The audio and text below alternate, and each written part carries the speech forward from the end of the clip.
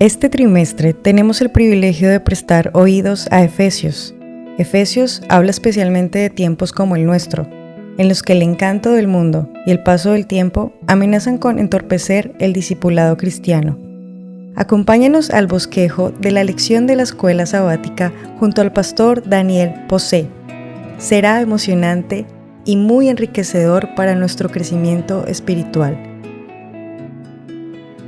Hola, ¿qué tal, queridos amigos? Seguimos con nuestro viaje, por nuestro paseo por la carta a los Efesios. Llegamos a una sección del capítulo 5 de Efesios que es sumamente interesante. El capítulo 5, desde el versículo 21 hasta el versículo 33, recoge la declaración de Pablo donde él, tomando la analogía del matrimonio, habla de la relación de Cristo con la Iglesia, a la vez que nos deja una serie de lecciones relacionadas con la vida conyugal, con lo que es el matrimonio. Me gustaría en el tema de hoy separar ambas partes. Primero ver sobre la base de esta analogía del matrimonio, cuál es la relación de Cristo con su pueblo, con la Iglesia. Así, por ejemplo, nosotros encontramos en el versículo 23, una declaración que dice: porque el marido es cabeza de la mujer, así como Cristo es cabeza de la iglesia, la cual es su cuerpo y él es su salvador. Luego explicaremos esto de cabeza, que yo sé que algunas mujeres cuando lo escuchan se pueden sentir interpeladas y algunos hombres muy contentos incluso. Pero centrémonos en lo que dice: Cristo es cabeza de la iglesia. Luego el versículo 24 dice: la iglesia está sujeta a Cristo. El versículo 25 dice: Cristo amó a la iglesia y se entregó a sí mismo por ella. Versículo 26, para santificarla, habiéndola purificado en el lavamiento del agua por la palabra. 27, a fin de presentársela a sí mismo una iglesia gloriosa que no tuviese mancha ni arruga ni cosa semejante, sino que fuese santa y sin mancha. Y dice un poco más adelante el apóstol San Pablo: por esto dejará el hombre a su padre y a su madre y se unirá a su mujer y los dos serán una sola carne. Grande es este misterio, mas yo digo esto respecto de Cristo y de la iglesia. Es interesante lo que aquí está diciendo el apóstol San Pablo. San Pablo nos está presentando esa acción que produce, que realiza el matrimonio, dejar el hombre a su padre, a su madre, se unirá a su mujer, serán una sola carne. Lo aplica a la iglesia. ¿Qué es entonces la iglesia? La iglesia es la unión mística entre Cristo y el creyente, la unión espiritual entre Cristo y el creyente. La iglesia no es otra cosa que aquellos que se han unido espiritualmente a Jesucristo, que han dejado todo lo que puede ser importante en sus vidas, en un sentido, para priorizar a Jesús en sus vidas. Cuando dice dejar el hombre a su padre y a su madre, se está refiriendo no a abandonar a los padres, sino que a partir del momento que uno elige formar una familia, el padre, la madre, el resto de la familia forman una familia extendida, pero la prioridad es la nueva familia.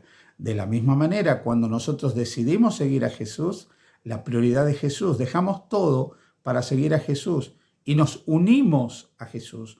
Nos unimos por medio de la fe, nos unimos por medio de la aceptación del don de su palabra, nos unimos a Él por medio de la lectura de su palabra, nos unimos a Él por medio de la oración, nos unimos a Él por medio de la adoración, nos unimos a Él por medio de la participación de los ritos de la iglesia, nos unimos a Él de una manera espiritual, constante y permanente, y pasamos a ser uno en Cristo. Tratamos de tener la voluntad de Cristo, de pensar como Cristo, tratamos de ser uno en Cristo en nuestro sentir.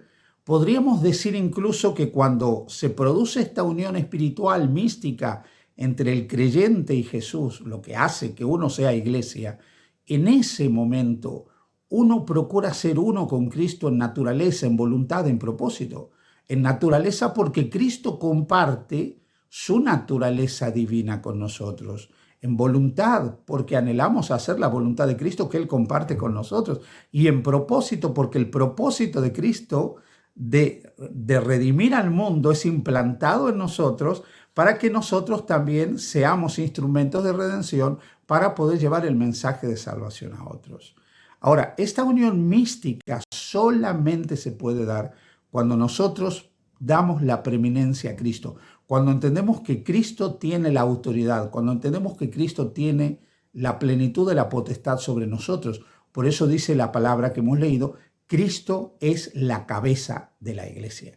Cristo es el que dirige la iglesia. Cristo es el que está al frente de la iglesia, el que tiene autoridad sobre la iglesia. Pero no una autoridad despótica, sino una autoridad basada en el amor, en el afecto, en la misericordia, en la bondad, en el interés hacia cada uno de aquellos que componen la iglesia. La segunda parte del texto de San Pablo es muy interesante porque habla de la relación del hombre con la mujer. Aquí me voy a permitir aclarar algunas cosas que me parecen importantes. Cuando nosotros leemos en el libro de Génesis algunas de las tristes consecuencias del pecado, nosotros vemos que el capítulo 3 de Génesis nos dice que el pecado traería una serie de tristes situaciones en la vida del ser humano. Una de las cosas que se producirían, dice el capítulo 3 de Génesis, es el cambio de relación entre el hombre y la mujer, que habían sido creados plenamente iguales y sin ninguna situación de dominio o autoridad del uno sobre el otro. Y lamentablemente cuando nosotros leemos el capítulo 3, dice el versículo 16, a la mujer dijo, multiplicaré en gran manera los dolores en tus preñeces, con dolor darás a luz tus hijos y tu deseo será para tu marido, y él se enseñoreará de ti. Ahora, por favor, recordad que la Biblia presenta a Dios como autor de lo que nos impide. Aquí Dios no está prescribiendo que el hombre se enseñoree sobre la mujer, sino que Dios está anunciando que vendría dolor, que vendría sufrimiento y vendría un cambio en ese rol de igualdad del hombre y la mujer, donde el hombre se enseñorearía sobre la mujer. Esto se ha producido a lo largo de los siglos a través de una institución, que es la institución patriarcal, donde la preeminencia la tenía el hombre, la preeminencia la tenía el varón. Esta institución cumplió una función social a lo largo de la historia. La vemos reflejada en la Biblia, en el Antiguo Testamento especialmente. Pero en el propósito original de Dios, Adán y Eva eran rey y reina de la creación. No había alguien por encima del otro. No es que Adán estaba por encima de Eva. Entonces, fijaros que el versículo 21 dice algo a continuación. Someteos unos a otros en el temor de Dios. En el matrimonio debe haber un sometimiento mutuo. El hombre se somete a la esposa, el varón, ¿sí? El esposo a la esposa, la mujer, la esposa, se somete al esposo. Y es un sometimiento voluntario, un sometimiento sobre la base del amor. Quizás la palabra sometimiento no nos gusta, busquemos cualquier otro sinónimo que nos caiga bien. Pero la idea es que yo me sujeto a mi cónyuge y por amor a ella yo me someto a lo que a ella le gusta, a lo que a ella le agrada, a lo que ella desea, procuro su felicidad. Esto debe ser un proyecto mutuo, tanto del hombre como de la mujer. El hombre debe buscar el bienestar de la esposa y la esposa debe buscar el bienestar del esposo. Fijaros a continuación, dice, el marido es cabeza de la mujer, así como Cristo es cabeza de la iglesia. Esto también se ha interpretado mal muchas veces. ¿Por qué? Porque se ha dado a entender que el hombre tiene como una potestad, un dominio, una autoridad absoluta sobre la mujer. Aquí es una comparación. Dice, el marido es cabeza de la mujer como Cristo de la iglesia. Para empezar, ninguna mujer se somete a Cristo por miedo. Ninguna mujer hace de Cristo su cabeza por temor. Ninguna mujer deja que Cristo sea la cabeza de ella porque ella no puede pensar, porque ella no puede elegir, porque ella no puede decidir. Es una decisión voluntaria basada en el amor. De la misma manera, en el matrimonio, el hombre juega un rol de cabeza. ¿Pero qué se entiende como cabeza? Un rol de preeminencia. Sí, lamentablemente sí, un rol de preeminencia, aunque a algunas no les guste la idea de la preeminencia del hombre sobre la mujer. Pero cuidado, atención, ¿qué tipo de preeminencia? Porque una cosa es ser cabeza del hogar, y permitidme que utilice un término muy coloquial, y otra cosa es ser el cabezón de la casa, el cabezón de la familia. Si nosotros vamos un poco más adelante, entendemos este concepto de preeminencia, de cabeza, del hombre que está al frente de la familia, de la mujer, de los hijos. ¿En qué sentido? Fijaros, lo dice Pablo un poquito más adelante. Versículos 28 y 29. Así también los maridos deben amar a sus mujeres como a sus mismos cuerpos. Sí, tenemos preeminencia y somos cabezas en amar. Debiéramos ser los más amorosos, los más dedicados, los más sensibles. El problema es que los hombres muchas veces no hemos sido así. Pero aquí se nos está diciendo que tenemos que ser amorosos, preeminencia en amar. Maridos deben amar a sus mujeres como a sus mismos cuerpos. El que ama a su mujer a sí mismo se ama, porque nadie aborreció jamás a su propia carne, sino que la sustenta y la cuida, como también Cristo a la iglesia. Aquí hay 3 términos que muestran lo que significa que el hombre sea cabeza: amar, sustentar y cuidar. Significa que en el proyecto de Dios el hombre tiene la preeminencia como cabeza para amar. Debiera ser el que se destaca en amar en el matrimonio, el que se destaca en sustentar. Esto significa en proveer todo lo que la mujer necesita para ser feliz, y en cuidar, en atender que las necesidades emocionales, psicológicas, físicas, sociales de su esposa estén satisfechas. Eso significa ser cabeza. Preeminencia en amor, en sustentar y en cuidar. Evidentemente, una mujer que tiene al lado un hombre que le da la prioridad, que la hace sentir como lo más importante de su vida, va a estar sujeta a él con mucha felicidad. Así que el secreto de la sujeción mutua es finalmente tratarse con amor. En la psicología femenina, la mujer necesita ser amada, necesita saber qué es lo más importante en la vida de su cónyuge, necesita saber que tiene la preeminencia, que tiene la prioridad desde el punto de vista emocional.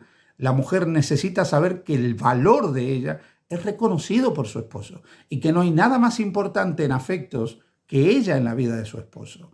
Desde el punto de vista de la psicología masculina, los hombres necesitamos ser reconocidos, admirados, respetados. Por eso termina Pablo diciendo, por lo demás, que cada hombre ame a su mujer. Aquí se nos está mandando a amar, a tener esa preeminencia en amor. Y la mujer dice, y la mujer respete a su marido. Queridos amigos, queridos hermanos, el plan de Dios para la dicha conyugal pasa por una unión de amor, una unión de bondad, una unión de compasión, una unión de compañerismo, donde hombre y mujer se fusionan en uno para compartir voluntades, propósitos, objetivos en el marco del amor mutuo. Ese es el propósito de Dios para el matrimonio. Y así como Cristo se une a nosotros porque nos ama y nosotros nos unimos a Él porque le amamos y compartimos su naturaleza, su voluntad, sus propósitos, pasamos a ser parte de su cuerpo místico, pasamos a ser parte de lo que Él es. En el matrimonio también dejamos padre, madre, nos unimos a nuestro cónyuge, llegamos a ser uno, compartiendo voluntad, propósitos, objetivos, afectos, amor, sexualidad, todo. Ser uno, una sola carne. Ojalá que podamos no solo crear iglesias profundamente unidas a Cristo, sino matrimonios profundamente unidos en amor, donde hombre y mujer se sujetan mutuamente en amor para la gloria de Dios. Que el Señor te bendiga. Queridos amigos, ha sido un gusto compartir el bosquejo de la lección de la escuela sabática. Esperamos encontrarnos la próxima semana y así aumentar y fortalecer nuestra fe. Dios les continúe bendiciendo.